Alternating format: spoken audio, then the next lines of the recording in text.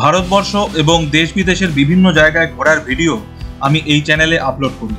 তবে আজকে আমি যেই ভিডিও আপনাদের দেখাবো সেটি কোনো জায়গায় গিয়ে বা পয়সা খরচা করে দেখা সম্ভব নয়। ভারতবাসী হিসেবে যেরকম গর্ব অনুভব করছি, তেমন ভাগ্যের দেবীকেও শতকোটি প্রণাম জানাচ্ছি এরম একটি অভিজ্ঞতা আমার জীবনে নিয়ে আসার জন্য। তবে এই অভিজ্ঞতা শুধু আমি একা প্রত্যক্ষ করিনি। গুয়াহাটি শহরের প্রায় সমস্ত মানুষ আজ জড়ো হয়েছিল ব্রহ্মপুত্র নদের তীরে ইন্ডিয়ান এয়ারফোর্সের এয়ার শো দেখতে। সকাল 11:15টার সময় আমি আর আমার কলিগ জিতেন্দ্র দুজন মিলে রওনা হলাম লাচিত ঘাটের উদ্দেশ্যে। আমার বাড়ি থেকে লাচিত ঘাটের ডিস্টেন্স মাত্র 11 কিলোমিটার, কিন্তু সেই ডিস্টেন্স কভার করতে লেগে গেল 1 ঘন্টার বেশি সময়। হ্যালো বন্ধুরা, আমি অনুপম আর আপনারা দেখছেন এবিজি ট্রাভেল। আজকে আমি গুয়াহাটিতে এখন যাচ্ছি লাচিত ঘাটে। আজকে এখানে এয়ারফোর্সের শো রয়েছে, সেটা দেখার জন্য যাচ্ছি। আর রাস্তায় প্রচণ্ড ভিড়, সমস্ত মানুষ প্রায় গুয়াহাটির বেরিয়ে পড়েছে এই এয়ার শো দেখার জন্য। আমরা পৌঁছে গেছি ব্রহ্মপুত্র নদীর কাছাকাছি, আর এখানে প্রচুর ভিড়। কিছুক্ষণ বাদেই এয়ার শো স্টার্ট হবে। এখন 11:30 বাজে, 12টা থেকে এয়ার শো স্টার্ট। দেখুন কত ভিড় এখানে।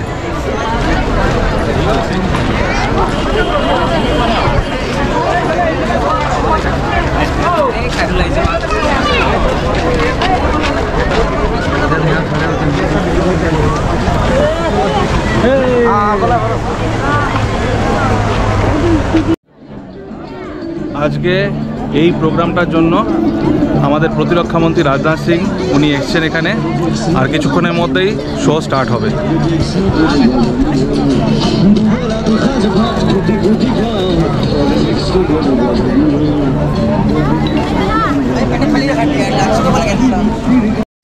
বেশ কিছুক্ষণ কড়া রোদে ওয়েট করার পর হঠাৎ সবাই হৈ হৈ রবে উঠে দাঁড়ালো। আকাশের এক প্রান্ত থেকে উড়ে এলো 3টি হেলিকপ্টার। মাঝের হেলিকপ্টারটি বহন করছিল আমাদের জাতীয় পতাকা।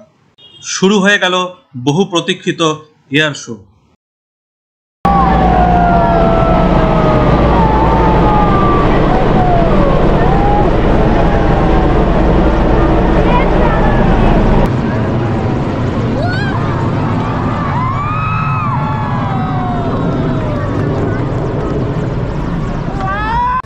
শোয়ের শুরুতে বায়ুসেনার হেলিকপ্টার তাদের যুদ্ধ কৌশল দেখাতে শুরু করল।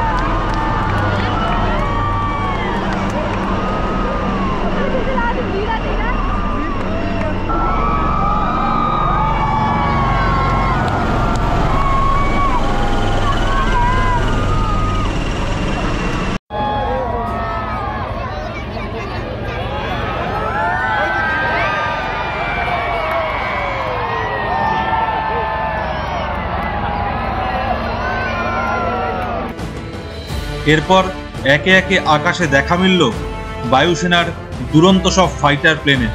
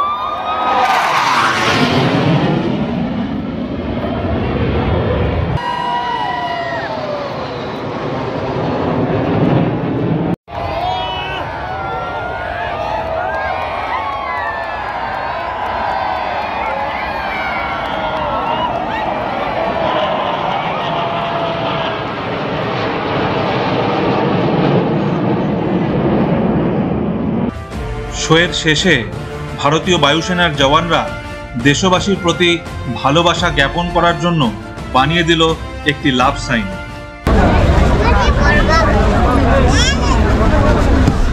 এয়ারফোর্স শো শেষ হওয়ার পর সবাই এখন বেরোচ্ছে, প্রচণ্ড ভিড়, তবে এটা একটা লাইফ টাইম অ্যাচিভমেন্ট। দারুণ দারুণ। দুটোই শো শেষ হওয়ার পর স্কুটি নিয়ে বাড়ি ফিরতে আমাদের 4টে বেজে গেল। তবে আজকে যা অভিজ্ঞতা হলো সেটা সারা জীবন মনে থাকবে। আমি যে শুধু আনন্দে আপ্লুত তাই নয়, ভারতবাসী হিসাবে দারুণ গর্ব অনুভব করছি।